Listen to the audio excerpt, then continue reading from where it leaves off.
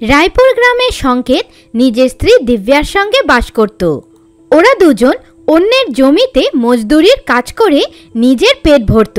সংকেত আর দিব্যা বাড়ির লোকেদের বিরুদ্ধে গিয়ে বিয়ে করেছিল। তখন থেকে ওরা দুজন রায়পুরে এসে বাস করছিল। একদিন সংকেতের মোবাইলে ওর ঠাকুরদা শঙ্করের ফোন আসলো আর উনি ওদের দুজনকে নিজের বাড়ি মধুপুরে ডাকলেন।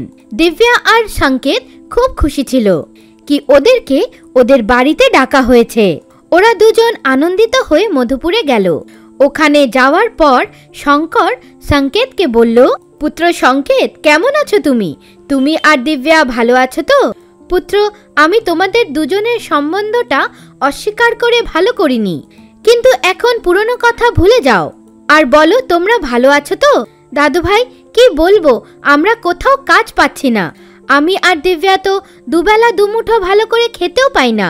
আরে সোনা, এত মন খারাপ করো না। এখন থেকে তোমরা দুজন এখানেই আমার সঙ্গে থাকো।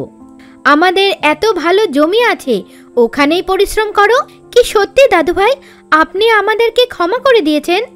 পুত্রী, আমি আমার ভুল বুঝতে পেরেছি, তাই তো আমি তোমাদের দুজনকে তৎক্ষণাৎ এখানে ডেকেছি। আমার বিশ্বাস ছিল তোমরা দুজন নিশ্চয়ই এখানে আসবে। এখন আমি বুড়ো হয়ে গেছি, আমার দ্বারা এখন আর কোনো কাজ হয় না। আমি ভাবছিলাম আমাদের যে আতা ফলের বাগানটা আছে ওখানে প্রতি বছর প্রচুর আতা ফল ধরে, কিন্তু আমি এখন আর ওই বাগানের দেখাশোনা করতে পারি না। আমি চাই কি এখন তোমরা দুজন মিলে আমাদের আতা ফলের বাগানের দেখাশোনা করো। হ্যাঁ দাদু ভাই, আমরা দুজন আতা ফলের বাগানে ভালো করে দেখাশোনা করব। ওদিনের পর থেকে ওরা দুজন মিলে বাগানের খুব দেখাশোনা করত। আর কিছুদিনের মধ্যেই আতা ফল পেকে তৈরি হয়ে গেল। সংকেত বক্সে আতা ফল ভরে শহরে নিয়ে যায় আর ওখানেই বিক্রি করে। আতা ফল বিক্রি করে সংকেতের ভালো রোজগার হচ্ছিল। সংকেত এখন নিজের সমস্ত দায়িত্ব ভালো করে পালন করছিল। এমন করেই সময় কেটে গেল। 6 মাস পর সবাই সংকেতের কাছ থেকেই আতা ফল কেনা পছন্দ করত। লোকেরা দূর দূরান্ত থেকে আতা ফল নেওয়ার জন্যে সংকেতের বাড়ি আসতে লাগলো। তারই সঙ্গে সংকেতের জন্যে গ্রামের অনেক বেরোজগার যুবকেরা রোজগার পেয়ে গিয়েছিল।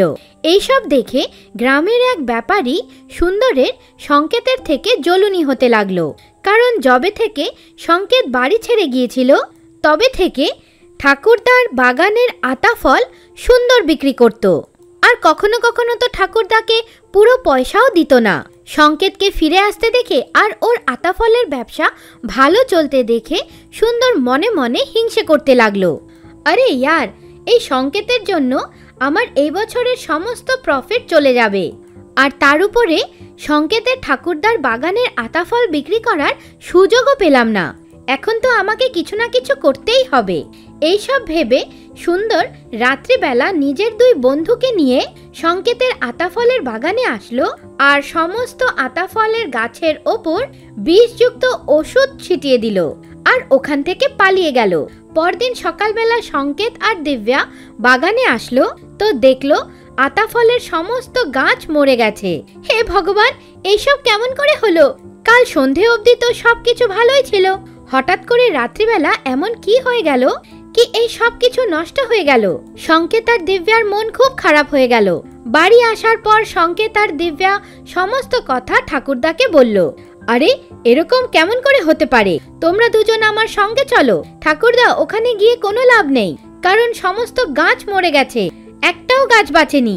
কিন্তু তাও আমি দেখতে চাই। ঠাকুরদাকে নিয়ে সংকেত আর দিব্যা বাগানে গেল। আরে, এখানে তো সবকিছু নষ্ট হয়ে গেছে, সমস্ত আতা ফলের গাছ মরে গেছে। নিশ্চয়ই এই গাছগুলোর ওপর কেউ বিষযুক্ত ওষুধ ছিটিয়ে দিয়েছে। তখনই সংকেতের দৃষ্টি একটা ছোট্ট আতা ফলের গাছের ওপর পড়ল। ওই গাছটা একদম সবুজ ছিল। ওই গাছটাকে দেখে সংকেত বলল, দাদু ভাই, এদিকে আসুন। এই গাছটা তো এখনো ঠিক আছে আর ওতে ছোট ছোট আতা ফলও ধরেছে। সংকেত পুত্র, তুমি একটা কাজ করো, এই গাছটার সঙ্গে আমার গাছগুলোতেও জল ঢেলে দেখো, হতে পারে কিছু হয়। আতা ফলের গাছগুলোকে জল দিয়ে 3 জন বাড়ি চলে গেল।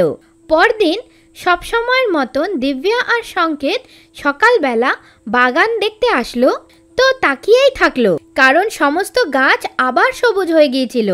এটা দেখে সংকেত বলল, জানি না এইসব কি হচ্ছে।